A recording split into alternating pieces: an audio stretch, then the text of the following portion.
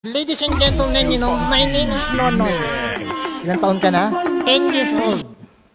Ano gusto mong maging? 11 years old. Nene, ibig sabihin, ano gusto mong maging paglaki mo? O, tag nalaki na ako. Ano gusto mong maging? Gusto ko naging sundalo. Sundalo? Bakit? Ngayon pa? Bakit? Ang sundalo, pinapatay ng kalaban. O sige, gusto ko na lang naging kaladan. I think you have to think of other career naman eh. Halimbawa. Halimbawa, pag malaki ka na, pwede kang maging magsasaka. Ha? Ako nagsasaka? Bakit?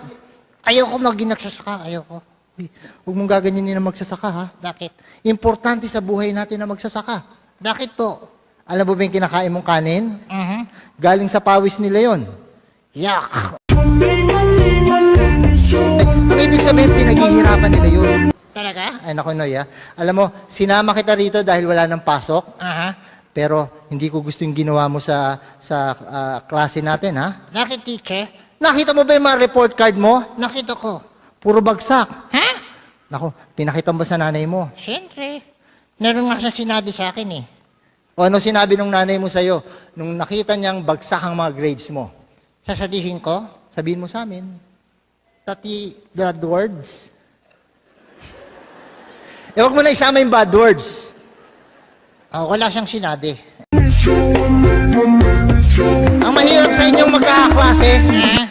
bakit ganyan kayo? Bakit to? Sa basketball, ang gagaling nyo. Aha. Pagdating sa exam, puro kay palpak. Teacher, common sense lang eh. Anong common sense?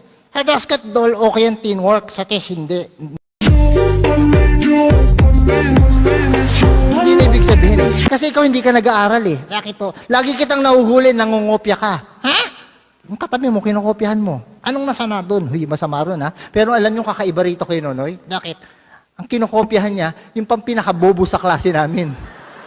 Teacher, okay lang na strategy ako eh. Ano yung strategy mo? Pag sinulat niya true, susulat ko false.